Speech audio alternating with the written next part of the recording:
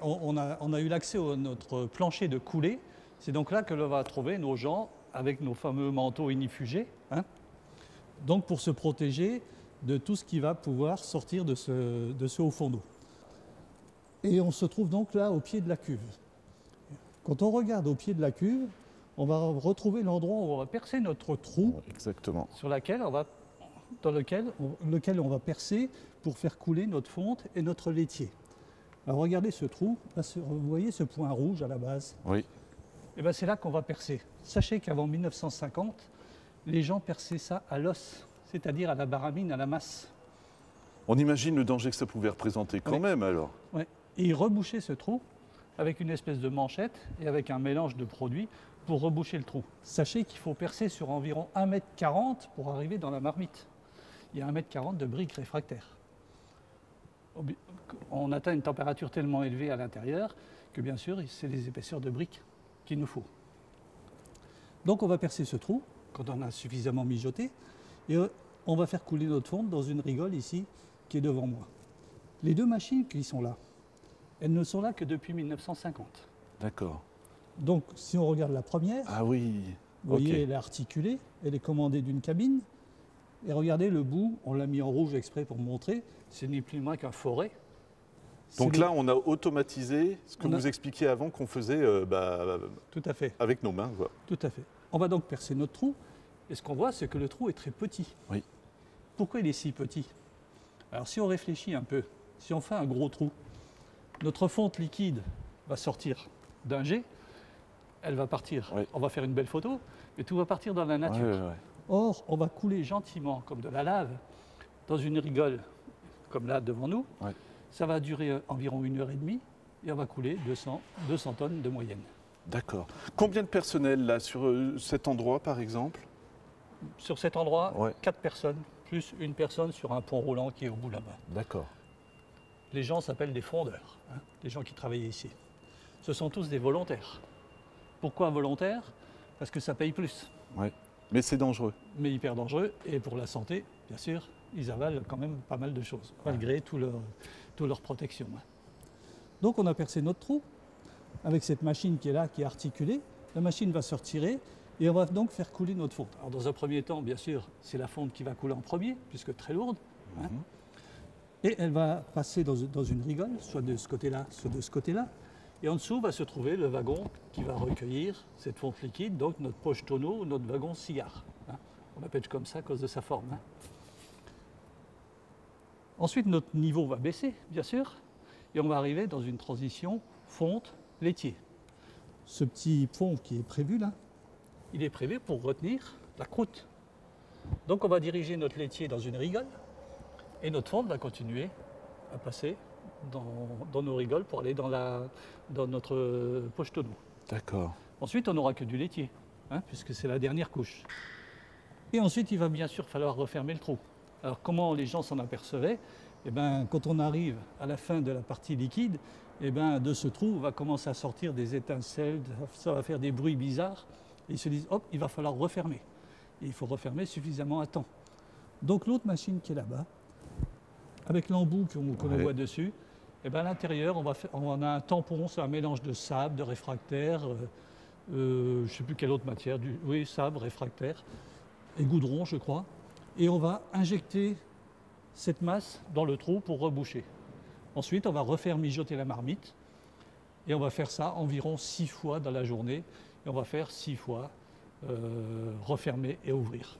Métier épuisant, hein, c'est un cliché ce que je vous dis, mais là, métier épuisant, et en plus, entre chaque coulée, eh ben, les gens étaient occupés à faire la réfection des rigoles de coulée. Parce que les rigoles sont garnies avec du sable que l'on a mouillé, que l'on a damé. On ne peut pas faire couler notre fonte directement dans des rigoles en ferraille, puisque ça passerait à travers. Hein. Donc on fait couler notre fonte sur du sable. Le tunnel qui est là, il était fait uniquement pour protéger les gens de toutes les projections, des étincelles et tout ça. Les roues qui sont encore, ce sont des roues qui ont traîné des chaînes. D'accord. Des chaînes avec des petits compartiments pour fabriquer nos fameux petits lingots qu'on allait revendre chez les fondeurs. Qu'est-ce que ça veut dire? Alors, moi je l'appelle lingot parce que ça fait riche. Ouais. Le vrai nom, ce sont des gueusets, ce sont des morceaux de fonte. Et les gens appelaient ça des caramels parce que ça a la forme de caramel. Ouais. On en verra quand on repassera sous chapiteau. D'accord. Donc dans Haut Fourneau ne sort que de la fonte. Et de cette fonte, soit on revend cette fonte sous forme de gueuset comme ça chez des fondeurs pour nous faire des appareils en fonte. Et si on veut faire de l'acier, eh ben notre wagon qu'on a vu en bas, notre wagon cigare ou notre poche tonneau, Ouais. s'en va sur les voies SNCF dans une acierie pour D'accord. devenir de l'acier. Si on retient un seul chiffre, entre la fonte et l'acier, c'est la différence de taux de carbone qu'il y a dedans. Quand on est supérieur à 3% de carbone, ce qui est le cas sur le Haut Fourneau, c'est de la fonte. Inférieur à 3%, c'est de l'acier. Si bien que dans une acierie, eh ben, on va prendre notre fonte, on va brûler le carbone, bien souvent en soufflant à l'oxygène, et on va refaire des savants mélanges pour nous faire des milliers d'aciers différents dans une grosse marmite. Voilà comment ça marche. Voilà, et s'adapter à tous Ça les s'appelle marchés. de la hein. fonte d'affinage. Voilà, et là on s'adapte à tous les marchés Et hein, là, finalement. on s'adapte à tous les marchés. Voilà. Donc notre fonte du Haut Fourneau, soit elle est faite pour faire des pièces en fonte, soit elle part dans une acierie pour devenir de l'acier et faire des pièces en acier. Donc là, on est sur le plancher des tuyères. Et le gros tuyau en métal qui est au-dessus de notre tête, eh ben, c'est notre arrivée d'air chaud qui Exactement. arrive de nos coupeurs. Donc à l'intérieur, il y a de la brique réfractaire pour tenir la température. Donc c'est garni de briques réfractaires et on a notre air chaud à 1200 degrés que l'on va injecter en 16 points différents. Hein, si on fait le tour de notre Haut Fourneau, on va trouver 16 points d'injection qui s'appellent des tuyères.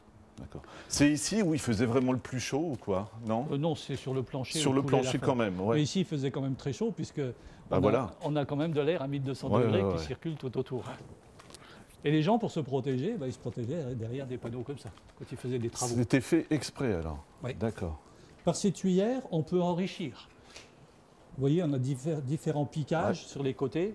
Et ben, on pouvait enrichir, si on voulait gagner de la température, soit avec du charbon pulvérisé, avec du fioul, des choses comme ça. On cherchait parfois à mettre encore plus chaud alors. Oui, quand on avait des problèmes de température, Ouais. par exemple, on cherchait à faire plus chaud. Ou enrichir en oxygène. Mais là, attention, parce que Oui. ça commence à faire des booms. Oui, oui, oui. Il faut faire attention. Et puis, ce petit accordéon, ça s'appelle un compensateur. Et bien, comme on a de l'air chaud dedans, nos conduites travaillent beaucoup, Ouais. hein, à cause des températures. Ben, ce petit accordéon, c'est lui qui joue le rôle d'accordéon. Sinon, ben, on aurait des fissures dans nos conduites qui travailleraient.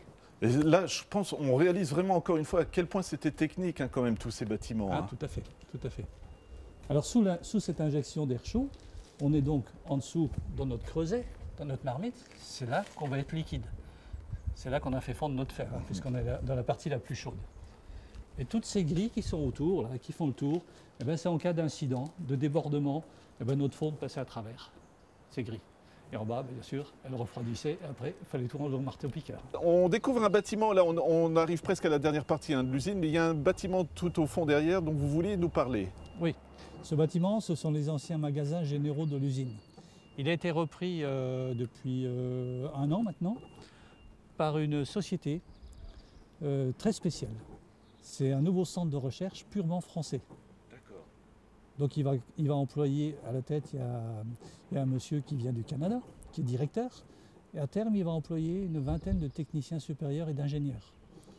Leur spécificité, c'est de récupérer le titane. Le titane, c'est tout ce qu'on utilise dans l'aéronautique, par exemple. Hein. Récupérer ce titane, en faire de la poudre de titane, et avec les imprimantes 3D, nous fabriquer des choses en titane, hein, qui est très cher, le titane. Donc ils se sont installés là, ils ont acheté du matériel allemand, il y a 2 gros fours allemands, et ils sont en train de monter en production. C'est quand même enthousiasmant, non? Finalement, c'est un peu la logique des choses. Hein. C'est une nouvelle génération de produits qu'on est en Tout à train fait, de une nouvelle créer. génération, et puis bon, ça permet de redonner de la valeur au site. Hein, Ouais, hein. Et s'ils sont installés ici, c'est qu'ils sont aussi très intéressés par le site. Hein. voilà. Et s'il y en a un qui arrive, peut-être d'autres seront intéressés Bah, aussi. ça hein. ne peut attirer que d'autres, oui, de Ouais. toute façon. Et chez eux, c'est aussi visitable. Ah, Leur porte est ouverte et on peut visiter. Ils nous accueillent toujours à bras ouverts. Alors, ce qu'on est en train de découvrir, c'est la dernière partie de notre visite. Sous cette passerelle jaune, on voit 4 grosses conduites rouillées qui sortent du haut de notre Haut Fourneau. C'est donc la sortie des fumées, Oui. qui contiennent donc des gaz que l'on va chercher à réutiliser, mais dont il va falloir éliminer le maximum de poussière. Donc ces gaz, on les retrouve dans une conduite principale qui descend ici jusque derrière le bardage. Et derrière ce bardage, on a un premier gros pot qui s'appelle un pot à poussière. Les poussières les plus lourdes vont tomber dedans et on va les recueillir en dessous. En dessous, il y avait un wagon avec une benne et hop, on évacuait ces poussières. Ensuite, notre gaz va continuer son parcours. Sous cette autre passerelle jaune, on redescend, on va dans un barillet et on distribue dans 3 colonnes. Ça s'appelle des colonnes laveuses. Pourquoi laveuses? Parce que si on regarde bien à chaque étage, on voit des points d'injection. Oui. Et ben on va injecter de l'eau. Le but, ça va être de mouiller les poussières. Comme on aura mouillé les poussières, elles vont être alourdies, elles vont tomber dans le fond des cuves. Ça veut dire que, parce que c'est vrai que ça polluait quand même ces usines, mais on avait quand même conscience comment on va dire, on faisait le maximum pour que ça ne pollue pas non plus extrêmement, on va dire. Allez, on ne va pas dire qu'on a fait Ouais, très voilà, attention. c'est pour ça que je ne veux pas me époque. lancer. Voilà. Il n'y a pas si longtemps que ça qu'on fait très attention. Ouais. Une fois que ces poussières ont été mouillées, qu'est-ce qu'on en faisait, Jean-Claude? Donc les poussières lourdes, mouillées, vont tomber dans le fond des colonnes et on va les recueillir. Donc deuxième élimination de poussière. Ensuite, notre gaz continue son parcours par le haut, il redescend. On va dans cette cuve qui a été gris-bleu à une époque, et l'installation qui est derrière. Ce sont des électrofiltres qui vont dépoussiérer donc une 3e fois. À partir de là, on dit on peut réutiliser nos gaz. Alors on a dit dans une usine, partout où on produit des gaz, du moment qu'on chauffe, on produit des gaz, on va chercher à les réutiliser. Ça nous permet de ne pas acheter de combustible ailleurs et ça nous permet aussi de ne pas brûler à l'atmosphère. Donc qu'est-ce qu'ils en faisaient? Ils se servaient eux, bien sûr, déjà. Alors la grosse conduite qui est au-dessus de notre tête, là, c'était pour alimenter nos brûleurs, pour chauffer nos briques dans nos coupeurs. Celle qui part dans les bâtiments du fond là-bas, allait alimenter le bâtiment des chaudières qui allait produire de la vapeur qui allait faire marcher nos machines à piston pour souffler l'air dans les conduites. Circuit fermé alors? Circuit fermé, c'est incroyable. Ouais. Ensuite, la partie qui est cassée, elle allait sur la chaîne d'agglomération de minerais pour nous fabriquer notre aggloméré. Et tout ce qui n'était pas utilisé, c'était revendu. Alors jusqu'à il y a 2 ans maintenant, il y a une centrale EDF qui fonctionnait au niveau de la Patte d'Oie à Richemont, là-bas, Thionville-Longwy. Et ben notre gaz était racheté par EDF et faisait fonctionner la centrale. Quand l'usine ici a fermé en 1991, la centrale ne pouvait plus fonctionner. Et on a fait venir le gaz des hauts fourneaux de Hayange, d'où la conduite de cette taille-là qui traversait la route et la Moselle de Hayange jusqu'à Richemont. Conduite qui traversait aussi la Moselle. Et en 1982, au mois de janvier, il y a une barge qui est rentrée dans le pilier qui supportait la conduite. Elle s'est ouverte, par temps de brouillard, elle s'est ouverte et il y a eu 8 morts. Après, la conduite a été déviée. Quand on continue notre parcours, ici, donc, c'est le dernier nom que l'usine a porté, l'Orfonte. Elle a changé plusieurs fois de nom, suivant qu'on était français, suivant qu'on était allemand, suivant les fusions. Et le dernier nom qu'elle a porté, c'était l'Orfonte. Comme les hauts fourneaux d'Hayange, d'ailleurs. Ici, c'était les bâtiments du dispatching gaz. Et à l'arrière, il y avait les bureaux des contremaîtres. Et puis si on continue à s'avancer, on va retrouver le bas d'une cheminée ici, qui a été cassée, mais qui est la même cheminée que là-bas, de nos coupeurs de là-bas. Et bien, c'était la cheminée du haut fourneau numéro 3, le petit copain d'à côté. D'accord. Qui ne servait plus du coup si elle a été détruite ou On l'a fait exprès de la détruire parce qu'on gardait le haut fourneau numéro 4 comme monument et le reste n'avait plus lieu d'être. C'était de l'entretien à faire aussi, sur une hauteur de cheminée comme ça. D'accord. Donc cette cheminée, c'était le haut fourneau numéro... Ça montre bien qu'ils étaient bien accolés l'un à l'autre. Et puis ensuite, cette galerie qui est ouverte montrait bien le cheminement des fumées que l'on avait provoqué avec nos brûleurs pour chauffer nos briques dans nos coupeurs et qui s'évacuait par cette cheminée. Très bien. Donc garnie de briques réfractaires, bien sûr. Et c'est idiot, mais c'est de la belle ouvrage, tout simplement. Quand on regarde comme ça, c'est vraiment bien construit. Alors maintenant, les briques réfractaires, ça c'est quand on était riche. Aujourd'hui, on remplace dès qu'on peut la brique réfractaire par des nappes, ce qu'on appelle la nappe céramique. Justement, parlez-nous un petit peu du destin de cette usine, parce qu'elle a été utilisée. Et qu'est-ce que c'est devenu maintenant? Oui, donc notre usine a fermé en 1991, donc ça remonte déjà 26 ans maintenant. Quand l'usine a fermé ici, tout le monde est tombé de haut, puisque c'était une usine très performante au niveau qualité de fonte. C'était pour 2 raisons. C'est parce que des baignoires en fonte, des radiateurs en fonte, on en faisait de moins en moins. Et puis, probablement que si on voulait trouver la même camelote ailleurs, ça, on allait la trouver moins chère. Donc l'usine a fermé. Les gens ici se donnaient encore tous bien la main, les élus, la population, les gens qui travaillaient. Et ils se disent, on ne peut pas laisser fermer une usine comme ça, il faut qu'on garde quelque chose. Donc on a un ingénieur en chef ici qui s'appelle M. Bernard Colneau, qui était président de notre association Messilor, Mémoire culturelle et industrielle de la Lorraine, et qui malheureusement est décédé l'an dernier, à 86 ans, qui était ingénieur en chef ici. Donc M. Bernard Colneau, qui était ingénieur en chef ici, et les élus du coin, le maire, en particulier M. Paradis, font une demande officielle auprès de l'État pour garder quelque chose ici. L'État a réfléchi très vite, puisqu'ils ont donné leur réponse 10 ans plus tard. D'accord. Des réponses officielles, 2001. Et en 2001, il a été reconnu monument historique. Donc l'État a désigné un maître d'œuvre qui s'appelle M. Claude Lévesque pour lui faire une mise en lumière. Ce qui fait que tous les soirs, à la tombée de la nuit, il y a des cellules qui détectent la tombée de la nuit et ils s'allument. Et on retrouve les couleurs d'une usine en marche. Donc l'usine de nuit est complètement différente de l'usine de jour, puisque le jour, ça reste des tas de ferraille, d'accord ? Et la nuit, c'est une œuvre d'art. C'est pour ça qu'on ne faisait pas de visite guidée de nuit, d'ailleurs. Ça devait être contemplé comme une œuvre d'art. Donc M. Claude Lévesque a fait la mise en lumière. En 2001, donc, on ne peut toujours pas venir sur le site. Pourquoi ? Parce qu'on est bourré d'amiante. Il a fallu 5 ans pour désamianter le site. Donc on a mis nos pieds ici pour la première fois en 2006 et ouvert au public en 2007. Ça a pris tout de suite, parce que vous me l'expliquez, maintenant ça monte en charge, on va dire, tout simplement. Oui. Il y a de plus en plus de touristes, et pas forcément que du coin maintenant, c'est ça ? Non, on a démarré, on avait environ 8000 personnes par an, et tous les ans on est monté, on a progressé tous les ans. L'an dernier on était à 39 000 personnes, et cette année je crois qu'on va encore battre ce record. On a de plus en plus de gens qui viennent visiter, de plus de gens extérieurs à la région, qu'on n'avait pas avant, qui sont très intéressés par la sidérurgie et l'histoire de la sidérurgie lorraine. Donc voilà, ça peut que nous faire plaisir et nous réconforter, quoi. Alors juste pour terminer, on va aller tout à l'heure découvrir le Jardin des Traces, mais je voudrais juste, si vous voulez bien nous donner quelques exemples, parce qu'il y a des animations, vous m'avez parlé d'un repas qu'on peut faire par exemple dans l'usine ou des choses comme ça, et franchement, ça a des paysages partout, quoi, voilà. On cherche à faire on cherche à faire un maximum d'animation sur ce site, tant chez nous que le jardin. Voilà. Sachant que le site appartient à la communauté d'agglos du Val de Fensch, le jardin, lui, appartient à la commune du Cange. Et vous avez vu, il y a une entrée unique pour les deux, qui n'est vraiment pas chère, c'est 3 € pour les deux. Et les gens qui habitent la communauté d'agglos payent 3 €, ils rentrent toute l'année. Donc vous voyez, c'est pas la ruine. Donc on cherche à faire le maximum d'animations. Les animations, là on vient de faire les journées du patrimoine industriel. On a bien sûr les journées du patrimoine et on fait des journées spectacles aussi. On fait venir du cirque, des choses comme ça. On fait de plus en plus de spectacles de nuit aussi. Donc cette année on ouvre tous les samedis soirs des mois d'été de nuit au public pour faire des visites guidées. On va bientôt faire une retraite au flambeau, qu'on n'a pas fait. Et l'an dernier, on a fait des repas insolites qu'on va probablement reconduire. Repas insolites directement sur le plancher de coulée. Donc de nuit, c'est superbe, quoi. Voilà. Savoir se renouveler, quoi, c'est ça. Et arrêt. Finalement, quand vous nous dites toutes ces idées, ça colle quand même, quoi. Finalement, encore une fois, ça dépayse, quoi.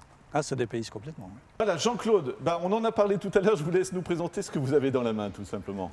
Alors, ce que j'ai dans la main s'appelle un gueuset.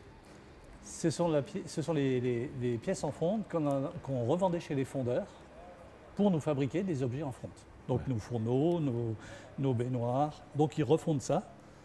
C'est très lourd. Ça pour la muscule c'est très bien. C'est 12 kilos. Les gens qui ont connu ici la fermeture ont connu ce format-là. D'accord. Alors, comment on fabrique ça? On revient à notre poche tonneau, notre wagon cigare qui est là, qui est sur des axes. On déverse notre fonte liquide et on remplit 2 lignes avec des petits casiers. Ces 2 lignes sont entraînées par des rouleaux. On sort à l'extérieur de l'usine, donc on revient à l'état solide, de l'état liquide à l'état solide. Et à la sortie, on démoule. On démoule et on obtient un petit casier, c'est ça. C'est notre gueuset. Ensuite, c'est stocké dans les parcs, refroidi et stocké dans les parcs. Voilà, et là, il y en a une quantité d'exemples. Oui, une quantité d'exemples. Ce que les gens ont connu, c'est ça. D'accord. Quand l'usine a fermé. On en profite, on dit un petit mot. Oui, pardon Jean-Claude, sur les tenues, parce qu'après tout, il y a une petite exposition à l'entrée. Oui. qui nous montre vraiment comment on s'habillait. On imagine déjà la chaleur de l'usine, mais plus la chaleur de la tenue. Hein. Tout à fait. Il faut savoir que les tenues telles qu'elles sont là, donc vêtements inifugés, datent des années 1950. D'accord. Pas avant. Avant, on s'habillait comme là-bas, comme on voit. D'abord dans un bleu de travail. Wow. Bien souvent, le gars, il venait avec son bleu qu'il a acheté lui-même. Hein. Ensuite, on a un peu évolué. On leur a mis des tabliers. On leur a donné des tabliers. On a mis un casque avec un masque. Et ensuite, la tenue a évolué pour arriver avec des vêtements inifugés. Oui. On n'en revient pas quand même qu'on laissait les gens travailler en bleu de travail dans telles conditions. Hein. Oui. Donc, ils avaient des sabots en bois et ils travaillaient au bord de rigoles de coulée comme ça. Bon, il faut dire qu'à l'époque, il y avait aussi beaucoup de personnel. Donc, ils pouvaient se relayer plus facilement qu'aujourd'hui encore. Hein. C'est sûr. Alors, les gens qui sont au bord des rigoles de coulée, donc on en a là, hein, ils sont habillés comme ça, de la tête aux pieds, puisque pourquoi? Au bord de rigoles comme ça, il y a des projections d'étincelles, il fait très chaud, il y a des fumées. Donc, il ne faut surtout pas que ça pénètre à l'intérieur de leurs habits, sinon ils brûlent tout de suite. Alors ici, on regarde ce qu'ils ont dans les mains. Ils ont tout du matériel pour refaire les rigoles de coulée entre chaque coulée, hein, mettre du sable, damer et le sécher. Ici, celui qui est en face de moi, il a dans la main une canne pyrométrique. Il mesure la température de la fonte qui est en train de couler. Pourquoi il faut mesurer en permanence? Parce qu'à un moment, on va perdre de la température, il va falloir refermer notre trou là-bas de coulée et refaire mijoter la marmite. Qu'est-ce qu'ils ont encore comme matériel? Une petite louche là-bas. Alors, c'est pas pour goûter, hein, parce que c'est un peu trop chaud. Hein, c'est un peu trop chaud. Mais dans chaque stade, dans une usine, on a des petits laboratoires qui analysent en permanence la qualité du produit qu'on est en train de produire. Or ici, donc, échantillon. Or ici, si on n'est pas bon dans nos analyses, tant qu'on est liquide, on peut encore rectifier le tir en faisant des savants mélanges. Une fois qu'on est solide, comme les gueusets, il est trop tard, il faut tout refondre. Donc on analyse en permanence. Voilà un peu l'ambiance autour des rigoles de coulée. Tout ce matériel-là, c'est fait pour donc, soit prendre les températures, soit pour refaire nos rigoles de coulée entre chaque coulée. Malheureusement, on voit que la fonte servait aussi à fabriquer des obus. Hein. On ne fabriquait pas des obus ici, hein, mais bon, c'était fait ailleurs. Mais la fonte, malheureusement, faisait qu'on fabriquait des obus. Et puis on a nos machines à coudre, nos fourneaux, enfin, on faisait des tas de choses. On ne se rend pas compte, voilà, tout ça. Des tas de choses en fonte à l'époque. Hein. Voilà. Voilà l'emploi au cœur en Lorraine, 1991, donc la fermeture de l'usine. Et chaque ouvrier est reparti d'ici avec ça, ce gueuset sur lequel on a gravé quand l'usine a fermé. Voilà Jean-Claude, déjà on tient vraiment à vous remercier pour la visite que vous nous avez faite parce que c'était vraiment très intéressant. Mais on n'a pas complètement terminé parce qu'on se trouve où cette fois-ci? Alors ici on se trouve sur le jardin des traces. Pourquoi des traces? Pour garder des traces de ce qu'il y a eu sur ce site. Et sur ce site, comme on l'a dit sur le Haut-Fourneau, se trouvait l'agglomération de minerais. Donc ils nous préparaient le minerai, le transformer en aggloméré pour mettre dans notre cuve. Donc vous voyez, c'était une très grande surface. Usine très, très poussiéreuse, hein, on crachait beaucoup de poussière. Hein. Hein. Et ça figure quoi? Juste le petit cours d'eau là, parce que c'est vrai que c'est vraiment pensé, ce site est vraiment pensé pour rendre hommage au passé industriel ici. Hein. Tout à fait. Le petit cours d'eau représenterait une coulée. Hein. Si on fait le tour du jardin, on s'aperçoit que notre jardin est composé de 3 parties. Le jardin du sidérurgiste, avec des vestiges de ce qui reste ou ce qu'il y a eu sur le site. Le jardin de l'alchimie et le jardin des énergies. Si on fait notre circuit normal, on va retrouver tous nos points.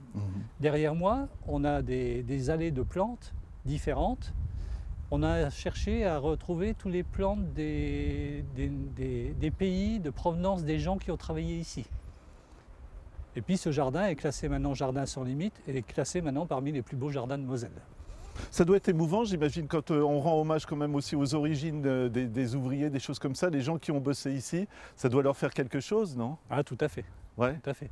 Il y a des gens, on a vu des gens pleurer dans les visites, hein, parce qu'ils se souviennent de certaines choses, ou des membres de leur famille qui décédés aujourd'hui qui ont travaillé ici. Ouais. Hein, donc voilà.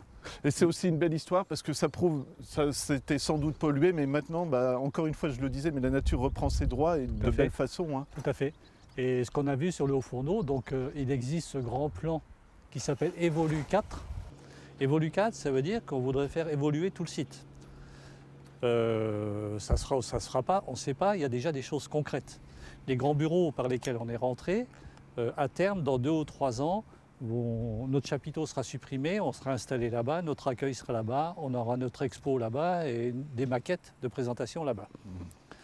On a aussi le bâtiment où on a vu tout à l'heure, l'ancien bâtiment électrique, qui devrait devenir un restaurant. Tout ça, c'est sur la bonne voie. Ensuite, sur les terrains, on a vu des piquets plantés un peu partout.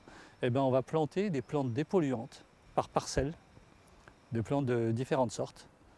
Donc vous voyez, on avance de ce côté-là. Après, il y a d'autres bâtiments derrière, ils seront réhabilités ou pas, on ne sait pas. C'est prévu à terme, à longue date. Peut-être que ça se fera, mais là, dans l'immédiat, il va quand même se faire des choses. Voilà.